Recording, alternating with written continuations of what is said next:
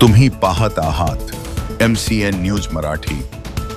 बुलढाणा जिल्ह्यातील धाड परिसरात गुंडगिरी करून सामान्य नागरिकांच्या मनात आपली दहशत निर्माण करणारे काही टवाळखोरांनी एका मेडिकल संचालकास मारहाण करत हप्ता मागितला होता। पोलिसांकडे तक्रार प्राप्त होताच हफ्तेखोर गँगमधील 3 आरोपींची धाड पोलिसांनी गावातून धिंड काढून जनतेच्या मनात निर्माण केलेली धास्ती मोडून काढण्याचा प्रयत्न केला आहे।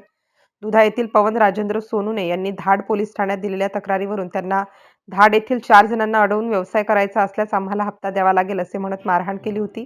तर याच आरोपींनी इतर हॉटेल चालकांना देखील हप्त्याची मागणी केली होती, मात्र तक्रार दाखल नाही।